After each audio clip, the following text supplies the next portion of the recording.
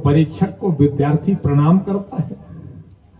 ये जो झगड़ा शुरू हो रहा है सती और शंकर जी के बीच में है, ये केवल प्रणाम को लेकर के झगड़ा शुरू हुआ है। कभी कभी प्रणाम को लेकर के लोग झगड़ पड़ते हैं, अकारण झगड़ा हो जाता है। कई झगड़े तो कारण से होते हैं, पर कभी कभी लोगों का स्वभाव होता है कई लोगों का झगड़ा कर लेना। एक राजस्थान में मैं गया, एक सिख परिवार में यहाँ ठहरा, वहां भी ठहरा था, तो वहां केवल पति पत्नी रहते थे। तो सुबह सुबह झगड़ा शुरू हो गया पति पत्नी में। नीचे मैं ठहरा था, ऊपर वो लोग ठहरते थे। उन्होंने कहा भाई सुबह सुबह झगड़ा किस बात का हो रहा है, चल करके हम भी देखें। जब पहुंचे तो हमने पूछा क्यों आप लोग झगड़ रहे हो? तो पत्नी ने कहा कि पंडित जी मैं बेटे को डॉक्टर बनाना चाहती हूँ, और पति देव कहे पंडित जी मैं बेटे को इंजीनियर बनाना चाहता हूँ। हमने कहा बात तो दोनों की सही है, दोनों का अधिकार है। तो हमने कहा भाई अब इसका निर्णय आप लोग जब नहीं कर पा रहे हो तो फिर बेटे को ही बुला करके पूछ लिया जाए कि वो डॉक्टर बनना चाहता है, इंजीनियर बनना चाहता है। तो पति देव तो नहीं बोले, लेकिन पत्नी ने कहा पंडित जी क्षमा करिएगा, बेटा तो अभी पैदा ही नहीं हुआ है, बेटा तो अभी पेट में ही है, झगड़ा अभी से प्रारंभ हो गया है। तो देखिए कभी कभी अकारण झगड़े शुरू हो जाते हैं समय से पहले। राम जी ने कहा देखो ये जो सारा झगड़ा शुरू हुआ है सती और शंकर जी के बीच में, ये तो प्रणाम को लेकर के शुरू हुआ है, क्योंकि शंकर जी ने मुझे प्रणाम कर दिया था, इसलिए लेओ माता सती आपके पति देव का जो प्रणाम है मैं आपको वापस किए दे रहा हूं। और जाकर के भगवान शंकर ने, राम जी ने माता सती को प्रणाम किया। क्या कहा? कहू बहोरी कहाँ ब्रज के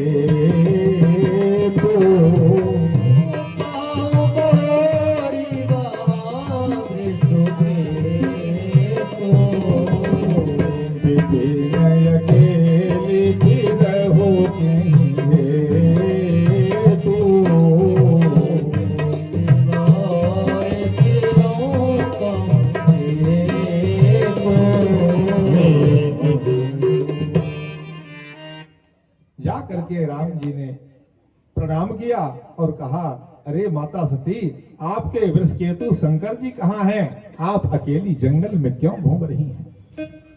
सारे रहस्य को भगवान राम ने एक ही वाक्य में खोल दिया।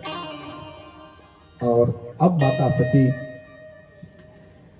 परीक्षा लेकर के राम जी की भगवान शंकर के पास में आई। जब परीक्षा लेकर के आई, भगवान शंकर ने कहा माता सती कहो, ले आई राम जी की परीक्षा। तो देखिए अब यहाँ पर सती जी फिर से झूठ बोल गई भगवान शंकर से। व्यक्ति एक बार अगर झूठ बोल दे तो उस झूठ को छिपाने के लिए कई बार फिर झूठ बोलना पड़ता है। माता सती ने कहा प्रभु मैंने तो कोई परीक्षा लेने थोड़ी गई थी, मैं तो आपकी तरह खाली प्रणाम करने के लिए गई थी। राम कछु न परीक्षा लीन है गोसाई, कछु न परीक्षा लीन है गोसाई,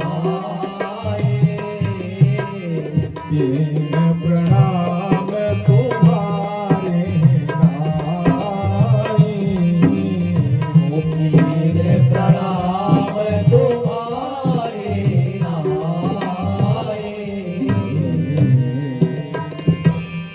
तब अब भगवान शंकर बैठे बैठे ध्यान लगाए। जब भगवान शंकर ने ध्यान लगाया तो सारी घटना भगवान शंकर को दिख गई। भगवान शंकर ने देखा कि ये तो सती परीक्षा लेने के लिए गई तो सीता जी का वेश बनाया है, और जब सीता का वेश बनाया तो सीता जी तो भगवान शंकर की स्वामिनी है, राम जी स्वामी हैं, तो जब राम जी स्वामी हैं तो सीता जी स्वामिनी है। तो जब स्वामिनी का वेश सती ने बना लिया तो भगवान शंकर मन ही मन संकल्प कर लिए कि सती अब आज से हमारा और तुम्हारा ये शारीरिक संबंध नहीं रहेगा। भगवान शंकर ऐसा मन ही मन में संकल्प कर लिए। यही तन सती भेंट अब नाही। ओ यही सरस्वती भेंट अब नाई। शिव संकल्प की मन माही। शिव संकल्प कीन मन माही। भगवान शंकर ऐसा मन में संकल्प करते हुए भगवान शंकर ने एक शब्द भी, एक अक्षर भी भगवान शंकर ने सती जी को कुछ कहा नहीं। केवल मन में ऐसा संकल्प किया और ऐसा संकल्प करते हुए भगवान शंकर चल करके आ जाते हैं हिमालय में। बोले वर्णत पंथ विविध इतिहासा। ओ वर्णत पंथ विविध इतिहासा।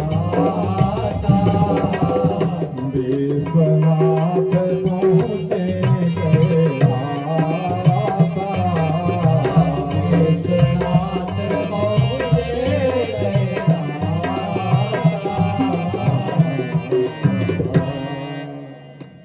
भगवान शंकर कैलाश में आ गए माता सती के साथ। और इसी बीच में ब्रह्मा जी ने दक्ष प्रजापति को देवताओं का अधिपति बनाया, देवताओं का मालिक बना दिया। और इसी बीच में जब दक्ष प्रजापति देवताओं का मालिक बना तो देवताओं की एक मीटिंग किया, एक सभा किया। उस सभा में भगवान शंकर भी गए हुए थे। जब दक्ष प्रजापति पहुंचा तो सारे देवता भगवान दक्ष प्रजापति के स्वागत में खड़े हुए। लेकिन हमारे जो महादेव थे, महादेव तो बैठे रह गए, क्योंकि महादेव तो सदैव राम नाम में रमण करते हैं। दक्ष प्रजापति आया और जब देखा कि सारे देवता तो खड़े हैं, लेकिन जो हमारा जमाई है, जो हमारा दामाद है, वो तो बैठा रह गया। दक्ष प्रजापति को बड़ा क्रोध आया। दक्ष प्रजापति ने भगवान शंकर को बड़ी अपमानित बातें सुनाया। दक्ष प्रजापति ने कहा, अरे तू हमारा जमाई है, सती जैसी कन्या हमने तुमको अर्पित की है, अब तू हमारा दामाद हो करके हमारे आने पर इस सभा के मध्य में तुम खड़े नहीं हुए। बड़ी अपमान जनक बातें दक्ष प्रजापति ने भगवान शंकर को सुनाई। लेकिन भगवान शंकर ने एक शब्द भी कोई तिरस्कार नहीं किया। पर यह बात दक्ष प्रजापति को खटक गई और दक्ष प्रजापति इस अपमान का बदला लेने के लिए दक्ष प्रजापति ने एक यज्ञ किया।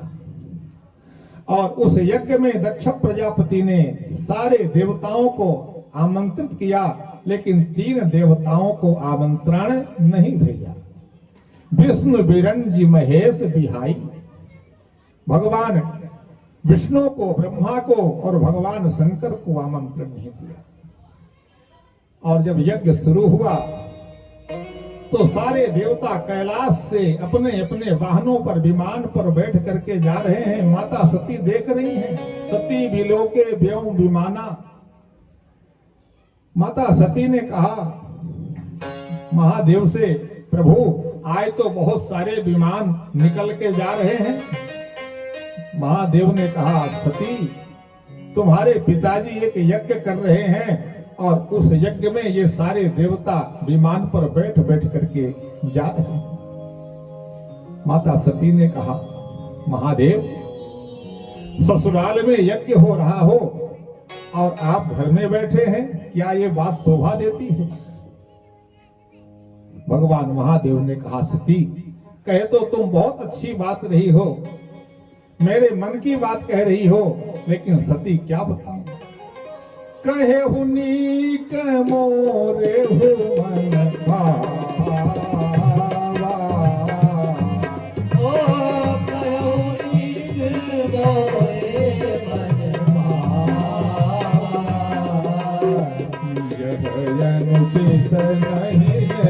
पठावा। अनुचित नहीं लोग पठावा।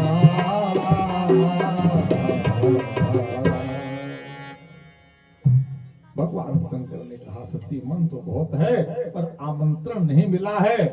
पर वैसे देखो कुछ जगह ऐसे हैं जहां बिना आमंत्रण के भी व्यक्ति को चले जाना चाहिए। कहां कहां?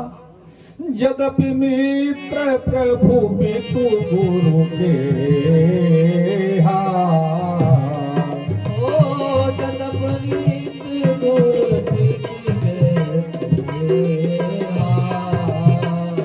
जाइए बिनु बोले हूँ न संदेहा।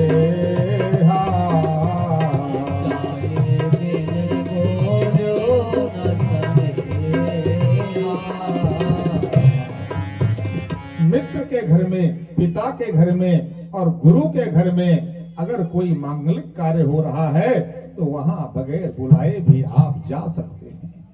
पर बाबा तुलसी ने कहा कि वहां भी अगर कोई आपका विरोध करने वाला बैठा हुआ है तो फिर ऐसी जगह में नहीं जाना चाहिए।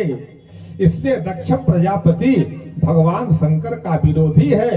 भगवान शंकर के अपमान का बदला लेने के लिए यज्ञ कर रहा है।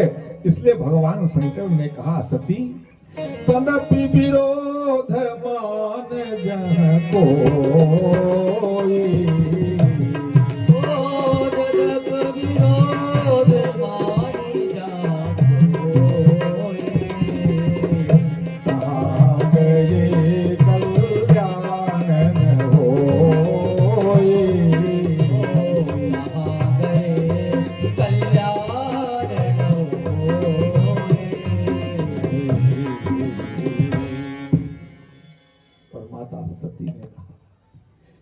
कि प्रभु ठीक है आप नहीं जाना चाहते हैं पर अगर आप हमें आज्ञा दें तो मैं चली जाऊं। भगवान शंकर ने कहा ठीक है तुम अगर जाना चाहती हो तो तुम चली जाओ। माता सती भगवान शंकर की आज्ञा लेकर के और दक्ष प्रजापति के यहाँ आई हैं। और जब माता सती आई तो और तो माताएं सती से मिलती भी नहीं हैं, लेकिन केवल एक अपनी जो निजी माता हैं वही मिलती हैं। सादर मिली भले ही एक माता और भगनी मिली बहुत मुस्कुराता। इसके बाद माता सती जा करके यज्ञशाला में देखती हैं कि क्या हमारे भगवान भोले बाबा को भी, भोलेनाथ को भी कहीं भाग दिया गया है, कहीं आसन दिया गया है। तो माता सती ने देखा कि सारे देवताओं को तो यज्ञ में भाग दिया गया है लेकिन भगवान शंकर को कहीं भी स्थान नहीं दिया गया है। माता सती ने जब देखा कि कतहु न देख शंभु कर भागा, कहीं भी शंकर जी को स्थान नहीं मिला, तब माता सती का क्रोध बढ़ गया और माता सती ने सोचा कि अब तो ऐसी जगह में आने के बाद जहां शंकर जी को स्थान नहीं मिला है, अब ऐसे पिता के द्वारा जो हमारा प्राप्त शरीर है इस शरीर को मैं त्याग दूंगी। क्यों? क्योंकि ये शरीर जो है दक्ष प्रजापति का दिया हुआ है और दक्ष प्रजापति भगवान शंकर के अपमान का बदला लेने के लिए यज्ञ कर रहा है। इसलिए दक्ष प्रजापति के यज्ञ कुंड में ही माता सती ने अपने शरीर को समाप्त कर दिया और समाप्त करते हुए माता सती ने यह वरदान मांगा। क्या वरदान मांगा? सती मरत हरि सन बर मांगा। सती मरत हरि सन बर मांगा। जन्म जन्म शिव पद अनुरागा। जन्म जन्म शिव पद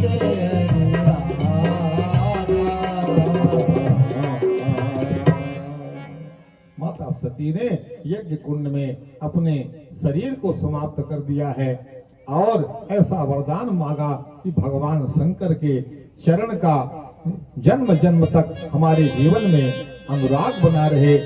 और यही सती अब जो है आगे जो है इनका जो अगला जन्म होता है वो सती का अगला जन्म पार्वती के रूप में होता है।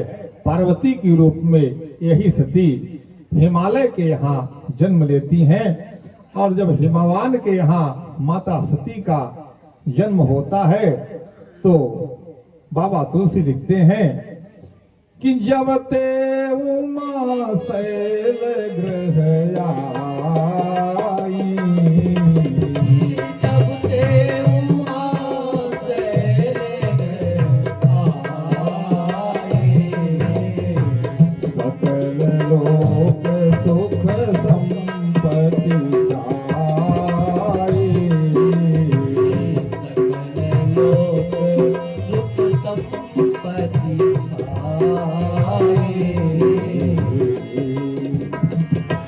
देखिए जो पहली बेटी होती है वो धन की बेटी मानी जाती है।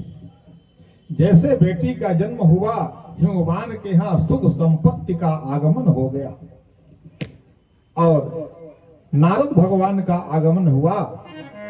नारद जी महाराज आए और नारद जी जब आए तो हिमवान पिता हैं, पिता को सबसे ज्यादा जो चिंता होती है वो बेटी के विवाह की चिंता होती है। भगवान नारद से हिमवान ने कहा, अरे भगवान नारद हमारे बेटी का जरा हाथ तो देखिए, इसके हस्तरेखा में विवाह हुआ लिखा है कि नहीं लिखा है। नारद समाचार सब पाए, नारद समाचार सब पाए, तो तुक ही गिरगे है सिधाए,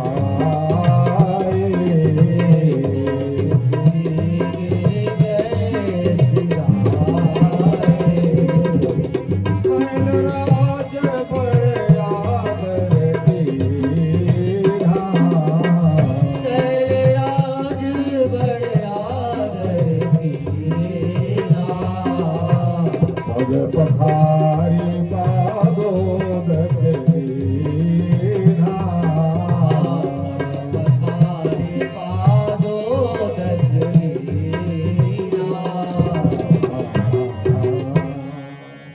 नारद जी बहुत बड़े ज्योतिषी हैं। नारद जी से हिमवान ने पार्वती का हस्तरेखा दिखाया और कहा, नारद जी इसकी हस्तरेखा देखिए। अब कहु सुता के दोष गुण मुनिवर हृदय विचार। तो देखिए हम जब ज्योतिषी से हस्तरेखा दिखाते हैं, जन्म कुंडली दिखाते हैं तो गुण तो सुनना चाहते हैं लेकिन कोई दोष ज्यादा सुनना नहीं चाहता। दोष तो कोई सुनना ही नहीं चाहता है। लेकिन नारद जी महाराज दोष भी सुनाते हैं और गुण भी सुनाते हैं। और जब दोष और गुण दोनों सुनाया जाएगा तभी तो उसका उपाय भी कोई निकलेगा। नारद जी ने सबसे पहले गुण सुनाया। नारद जी ने कहा, अरे हिमवान मैना, ये तुम्हारी बेटी बड़ी सुलक्षणा है, ये बड़ी भाग्यशाली है। सब लक्षण संपन्न कुमारी, सब लक्षण संपन्न कुमारी, कोई संतत पियहि प्यारी, कोई संतत पियहि प्यारी,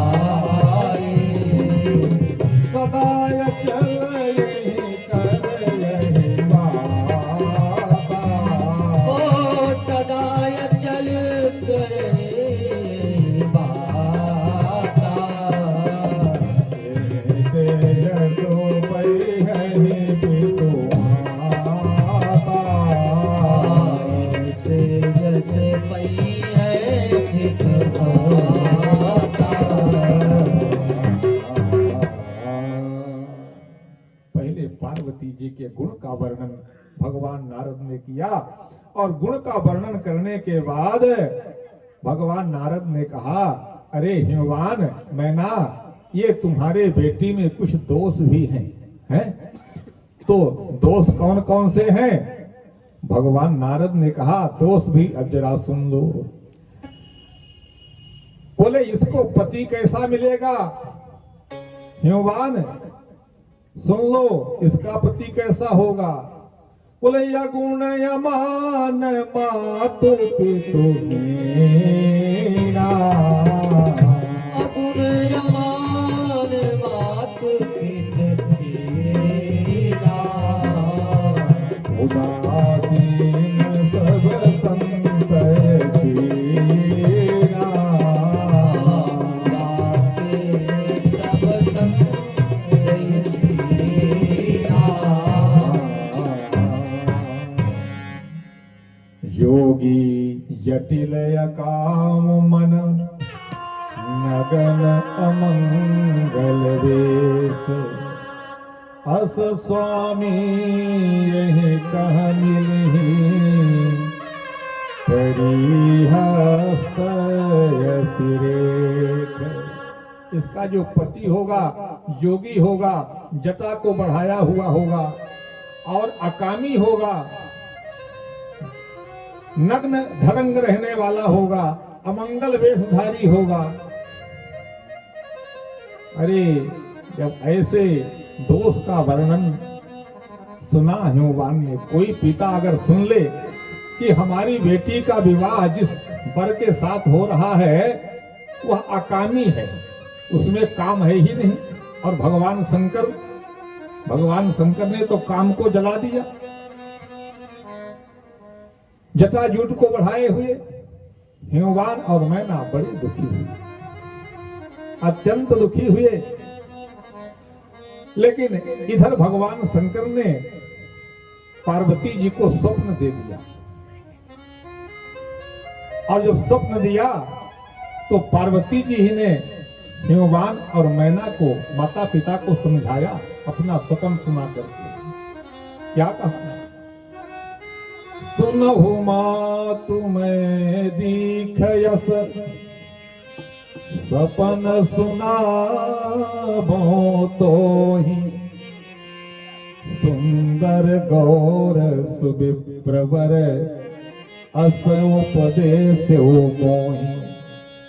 भगवान शंकर ने ही ब्राह्मण के रूप में पार्वती को स्वप्न दे दिया।